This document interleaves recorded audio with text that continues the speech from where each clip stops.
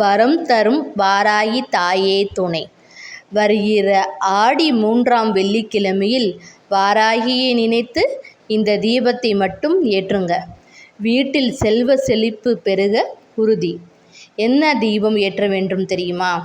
வருகிற ஆடி 3ஆம் வெள்ளிக்கிழமையில் மாலை 6 மணிக்கு மேல் ஏற்ற வேண்டிய தீபம். ஒரு தாம்பரத்தட்டை எடுத்துக்கோங்க. அதில் கல்லுப்பை நல்லா பரப்பி வைங்க.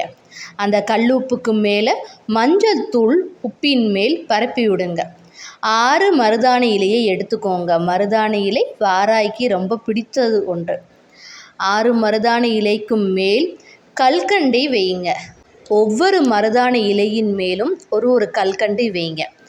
இப்போ நடுவில் அகல் விளக்கு வைத்து நெய் விளக்கு ஏற்றுங்க. செல்வம் சேர எப்போதுமே நம் வீட்டில் நெய் விளக்கு ஏற்றுவது சிறப்பு.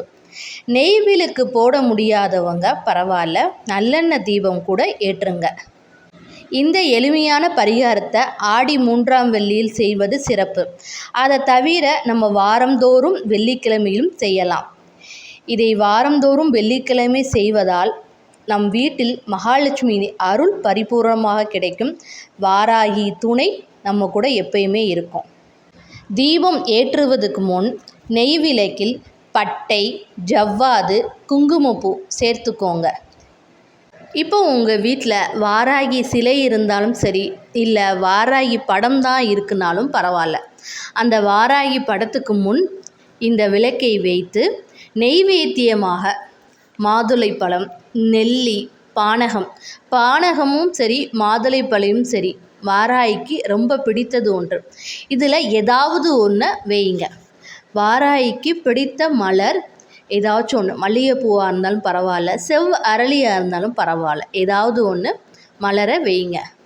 இப்போ வாராகியை நினைத்து ஒரு நியாயமான கோரிக்கையை வைத்து உங்களுக்கு என்ன வேணுமோ அதை நியாயமானதாக இருக்கணும் நினைத்து வாராகியை நினைத்து விளக்கு ஏற்றி 108 முறை வாராகி போற்றியை சொல்லுங்கள்.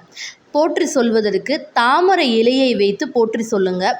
தாமரை இலை இல்லைனாலும் பரவாயில்ல, குங்குமம் எடுத்துக்கோங்க. 108 முறையும் அந்த குங்குமத்தை வச்சு அர்ச்சனை செய்யுங்க. இதோட 1 ரூபா காயின் சேர்த்து அர்ச்சனை செய்தால் ரொம்ப ரொம்ப நல்லது. குங்குமம் அர்ச்சனையும் சரி, பூ அர்ச்சனையும் சரி வாராய்க்கு ரொம்ப உகந்தது. இதோடு நம்ம 1 ரூபா காயின் சேர்த்து சொல்கிறதுனால மகாலட்சுமியின் ஆசீர்வாதமும் நம்மளுக்கு கிடைக்கும். இப்போ பூஜை முடிந்த பிறகு கல்கண்டை எடுத்து எறும்பு சாப்பிட்ற மாதிரி உங்கள் நிலைவாசலாக இருந்தாலும் சரி, இல்லை ஏதாச்சும் ஒரு மரம் செடி எதுலையாச்சும் எறும்பு சாப்பிட்ற மாதிரி அந்த கல்கண்டை போடுங்க. எறும்பு சாப்பிடுவது ரொம்ப நல்லது. நம்ம குலதெய்வத்தின் அருள் பரிபூரணமாக கிடைக்கும். எறும்பு அது ஒவ்வொன்றா நம்மளோடதை சாப்பிட நம்மளுக்கு குலதெய்வத்தின் ஆசீர்வாதம் கிடைக்கும் என்பது ஐதீகம். அந்த மருதாணி இலையை எடுத்து பணம் வைக்கும் இடத்தில் வைங்க. அதாவது உங்களோட சாமி அலமாரியில் வச்சாலும் சரி, அப்படி இல்லைன்னா நீங்கள் பணம் வச்சு யூஸ் பண்ணுற அந்த கபோர்டாக இருந்தாலும் சரி, எதுலையாச்சும் ஒன்றில் வைங்க. அப்படி இல்லை அப்படின்னா உங்கள் பர்ஸில் கூட வச்சுக்கோங்க அந்த மருதாணி இலையை. மருதாணி இலை வாராய்க்கு ரொம்ப நல்லது.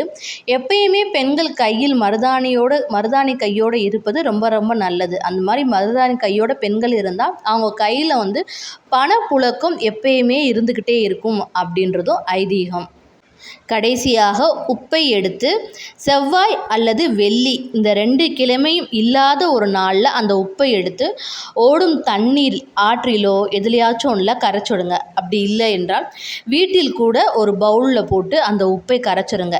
இந்த மாதிரி உப்பை கரைக்கிறதுனால கண் திருஷ்டி, செய்வினை, வீட்டில் உள்ள தீய சக்தி இதெல்லாம் போய்விடும். இந்த பரிகாரத்தை மறக்காமல் செய்து பாருங்கள். உங்களுக்கு இந்த வீடியோ பிடிச்சிருந்துச்சுன்னா லைக், கமெண்ட் பண்ணுங்கள்.